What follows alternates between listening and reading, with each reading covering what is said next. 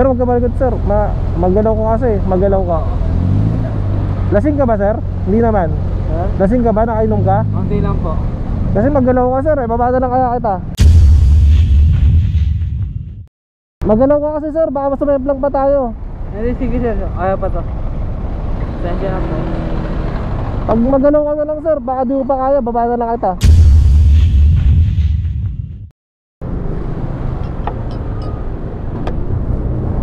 Ano boss? Kaya mo pa? Kaya pa. Kaya pa? O, tulog ka muna. Tulog ka na ata dyan eh.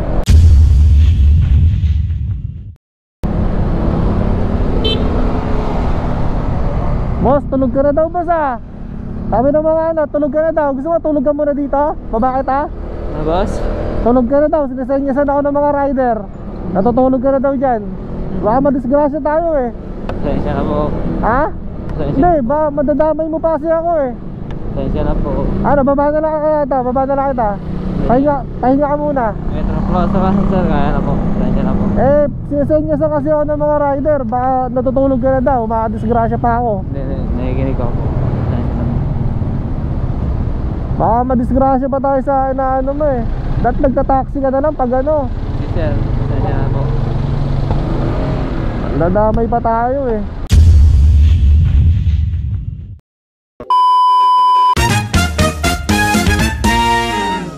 Ngayon guys, dito ako ngayon sa may Fairview Center Mall at pinasuhan na ako ng booking papuntang Tala. Tingnan lang natin to.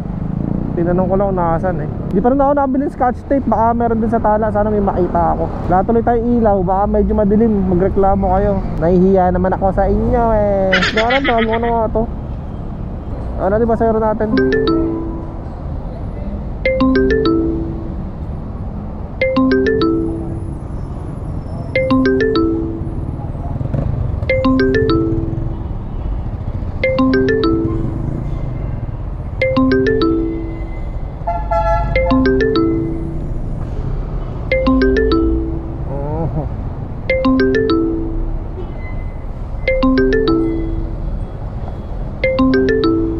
Sumasagot ah. Tawagan natin sa number. Hindi sumasagot. Sumasagot boy.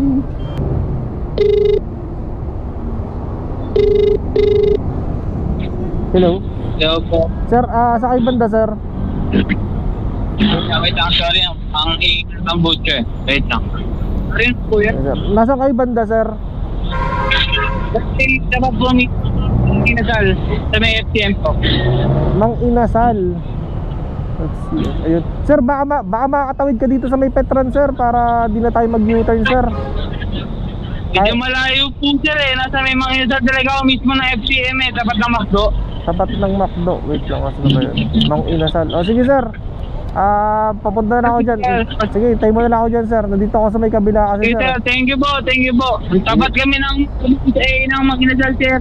Sige po, sige sir. Papunta na ako dyan sir. Thank you.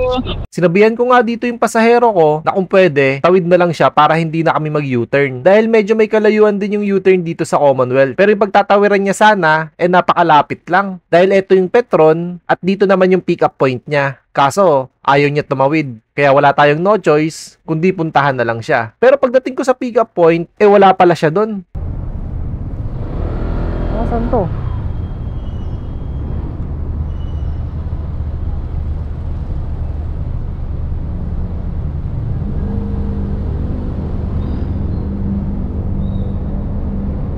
Ako.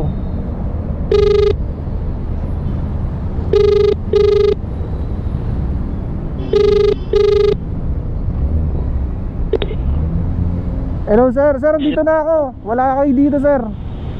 Okay ba na sir? Ito sa may tapat ng Mang Inasal. Andito ako sa may Mang Inasal. Tapat ng McDo. Wait lang po. Ito mo sa may tapat. Ay, tapat ng McDo sa may kabilang highway. Oo sir, dito ako sa may highway sir. Tapat ng McDo. Sa may Jollibee ako sir ngayon. Andito Sabi na, ng Mang Inasal mismo. andito na ako sa Jollibee sir. Wait lang. Baka ikaw ito nakamotor. Hello. Ikaw po. Ay ba yun sir? Nung nakita ko nga siya, ay maayos naman yung itsura niya. At hindi naman halatang nakainom. Kaya sinakay ko pa din siya. Kasi kung nahalata akong nakainom siya, matik yan sa akin. hindi ko talaga isasakay yan. Dahil bawal kami magsakay ng nakainom at syempre, malaking abala para sa aming mga rider yun. Dahil unang-una, malikot sila. Dahil hindi makontrol yung sarili. At minsan pa nga, may instances na pwede silang masuka habang nasa biyahe. Kaya sobrang laking abala talaga para sa aming mga rider yun. Pero yun nga, dahil hindi ko nahalata na nakainom siya at maayos naman siya at hindi ko din naamoy yung alak sa kanya, sinaay ko pa din siya. Kaso, hindi pa kami nakakalayo, may kakaiba na akong naramdaman habang nasa likod ko siya at dito ko na din siya tinanong. Sir, huwag ka malikot sir. Magalaw ko kasi. Magalaw ka. Lasing ka ba sir? Hindi naman. Lasing ka ba? Nakainom ka? Hindi lang po. Kasi magalaw ka sir. Babada lang kaya kita. Po? Magalaw ka kasi sir. Baka mas lang pa tayo.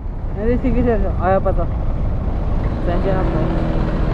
Pag magalaw ka na lang sir, baka di mo pa kaya. Babada lang kita. Hindi, kaya po. Legit po.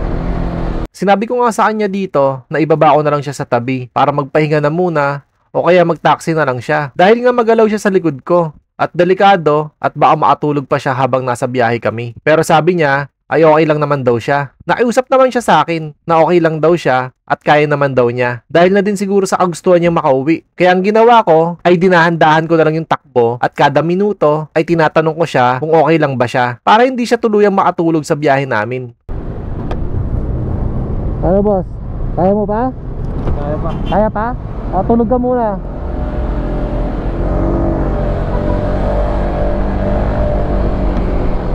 Tulog ka na ata dyan eh.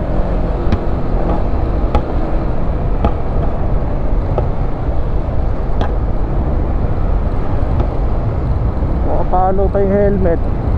Dito sa part na to, ay naramdam ko na sobrang likot na naman nung nasa likod ko. At nung ine-edit ko na nga lang tong video na to, ay dun ko na lang napansin na nakakatulog na pala yung pasahero ko. Kasi hindi ko naman nakikita yung pasahero ko dahil nga nagdadrive ako. Ramdam ko lang na bumibigat, gawa nga nung nakakatulog na pala siya sa likod ko. Sa mga mahal naming pasahero ng MC Taxi dyan, kung alam nyo naman sa sarili nyo na antok na kayo at di na kaya umuwi or sobrang wasted na talaga kayo, please lang, magpahinga na muna kayo para na din sa safety nyo kesa sasakay kayo ng motor taxi. O kaya mag-taxi o grab na lang kayo para mas safe kung gusto nyo talaga makauwi. Sa magtatanong dyan kung bakit ko pa sinakay, uulitin ko po, nasa maayos po yung customer nung nakita at na-pick up ko siya. Hindi ko nahalata na nakainom siya dahil kung nalaman ko na nakainom siya o naamoy ko siya, hindi ko po talaga siya isasakay.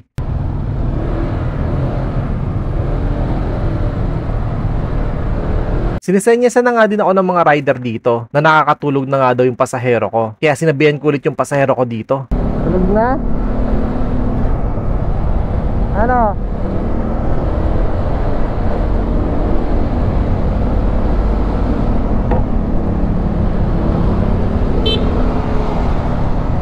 Boss, tulog ka na daw boss ah. Sabi ng mga tulog ka na daw. Gusto mo tulog ka muna dito? Baba kita? Ano boss? Tulog ka na daw, sinasenyasan ako ng mga rider. Natutulog ka na daw dyan. Baka madisgrasya tayo eh. Sensya na po. Ha? Hindi, ba madadamay mo pa kasi ako eh. Sensya na po. Ano, baba na lang kaya ito, baba na lang kita. Pahinga ka muna. Metro Plaza ka sir, kaya na po. Sensya na po.